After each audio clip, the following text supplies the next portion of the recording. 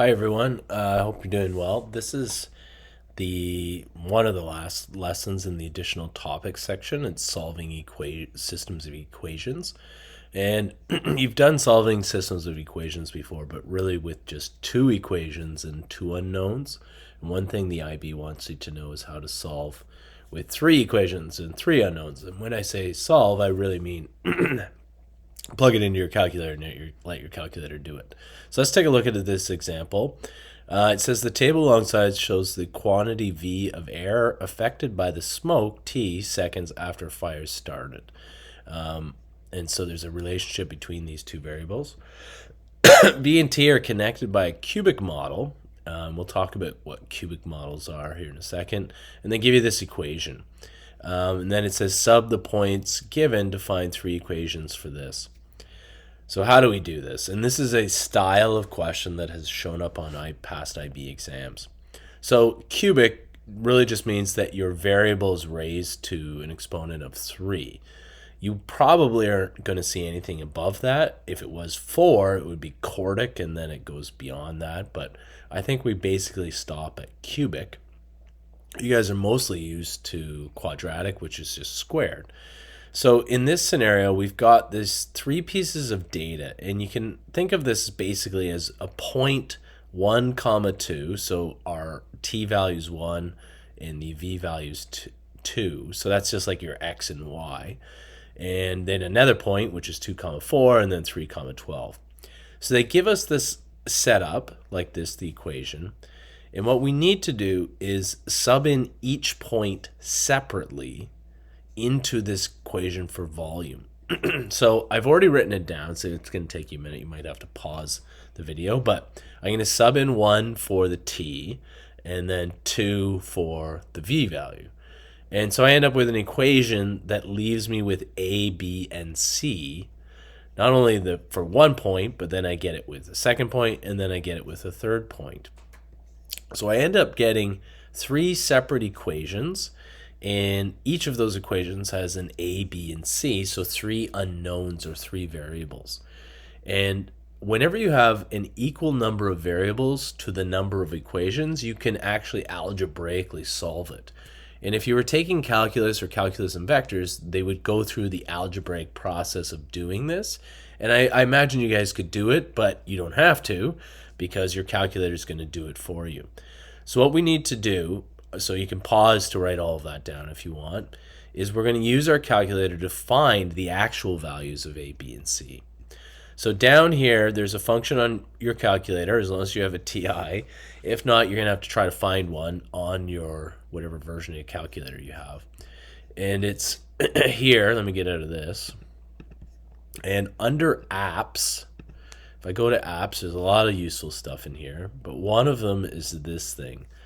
And it's got, if you click on it, polysmelt 2.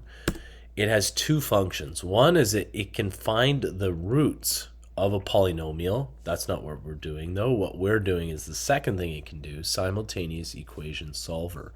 But you can actually, I'll just click here, use this to find the roots of even a quadratic.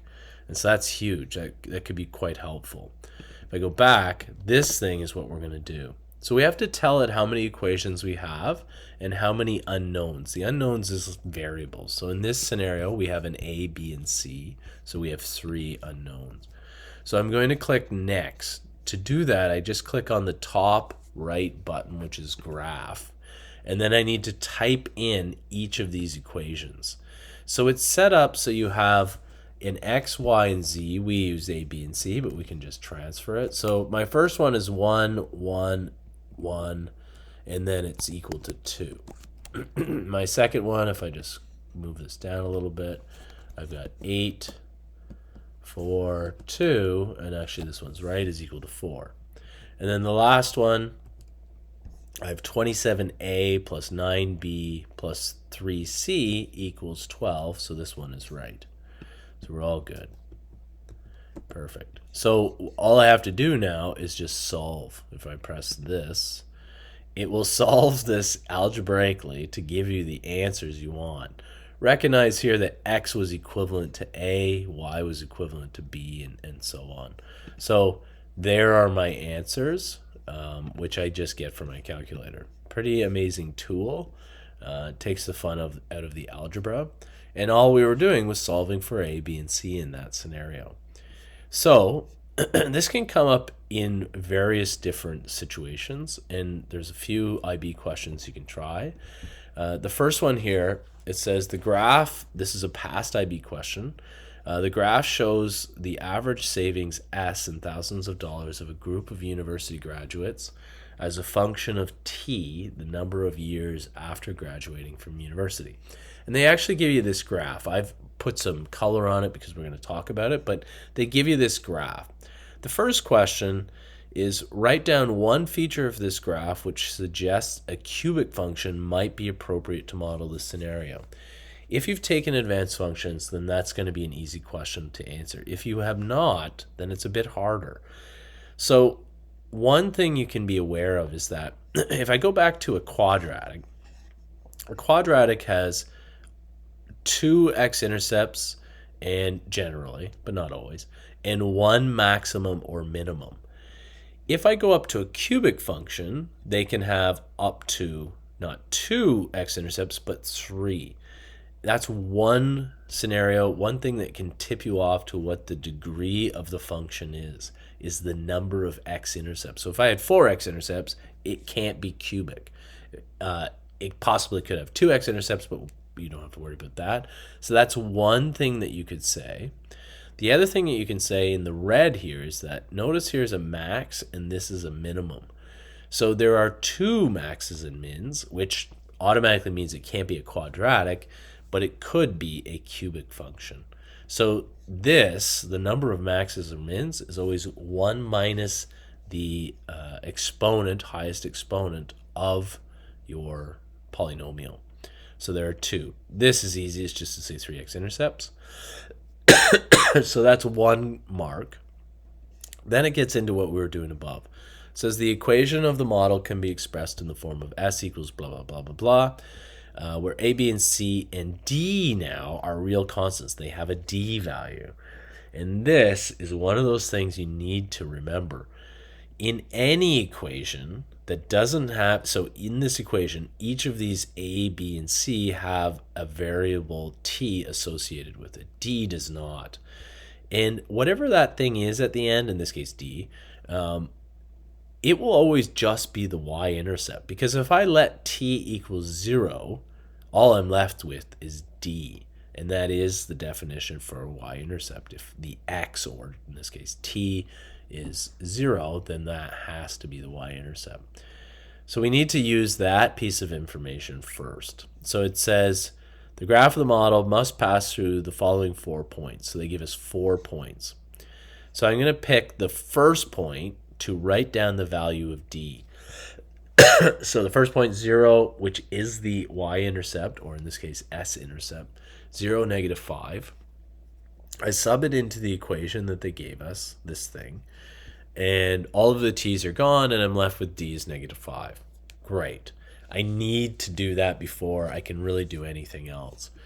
Then I'm going to, just like we did in the first question, sub in each point here, 1 comma 3, 2 comma negative 1, and 3 comma negative 5 into the equation. I've got one extra step in this scenario because there's a d value, so that when I get my equation, notice I've moved the d over, so I have it always lined up with my 3 variables equal to whatever the constant is, the thing without the variable. And I'm going to do that with each situation, so you can write that down. And then try that out and see if you can get the answers, because then it says write down the 3 simultaneous equations. So there's 1, 2, and 3. That's the 3 equations. And then part 3 says hence or otherwise find the values of A, B, and C. And so you can do that, and you can try it on your calculator. Again, apps, if I can get out of here. And then go to this guy, and the same thing here. And then type in the appropriate stuff. Always on the right here is the equals to, and you should come up with the answer. But give it a shout, give it a try, that is, and see how it goes. So you should get this. You can pause the video at this moment to try that out. Otherwise, go on to this next question. So it says a negative value of S indicates that a graduate is expected to be in debt. Because remember, this whole thing was a scenario where we're talking about savings. So if it's below the x-axis, they're in debt. This is a sketch of the graph. So this yellow part means that they're below 0, so they're in debt. And then they go a bunch of time in years, and then they're again in debt for a while, and then they skyrocket and they have lots of money. So I did a little sketch here. So it says use the model to determine the total length and time in years for which the graduate is expected to be in debt after graduating from university. So what I need to do really, you have to just use technology on this one. You could do a long way, but it would be torture, and it's only 3 marks. So one thing you need to do is sketch this. So I've done a sketch, and where do I get that sketch from? Well, I'm going to go to y equals, and I'm going to put in the final equation that I got, where a is 2, b is negative 12, and c is 18. And then I've got this d value minus 5. That comes from this equation. If I go back here, right here. So I need to look at that equation for one. So here it is. So let me just make sure my zoom 6. So this is my standard zoom, which is fine. And so from 0 to whatever this value is, they're in debt. And then again, they're in debt from this little part below the x-axis. What I need to do is find out what are those x-intercepts. And so to do such a thing, you can easily just type this into y equals. And then once you've got this, second function trace, I can calculate the zeros. So I scroll to where it's close to those zeros, and I guess there's one of my answers, 0.35821, and I would write down all of those numbers, or close to all of those numbers. So that gives me this section. Then I need to do it again on the other, so let me go second function trace, 0. And this is a technique you should be able to do, and you probably already know because we've talked about it. But you should be able to get those zeros. So there's the next 0. I write that down. Right here, 1.83, blah, blah, blah. And then I find the last one. And you know how to do that. And I get 3.81004.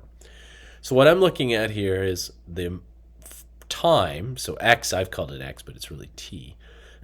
From 0 to 0.3582, they were years. They were in debt. And then they weren't in debt. And then they're in debt again from this value to this value. They're asking the question, what's the total length and time? So I need to find the difference between these two numbers. So I'm going to take this amount of time, the first x-intercept, because it's 0 to that, and then the difference between those two to get a total rounded to 3 sig figs of 2.34 years. And so this is a good question. It's a bit more challenging and some thinking involved, but using functions that you probably hadn't realized were on your calculator. Okay, try the practice questions. I'll put some more in OneNote for you. Okay, take care.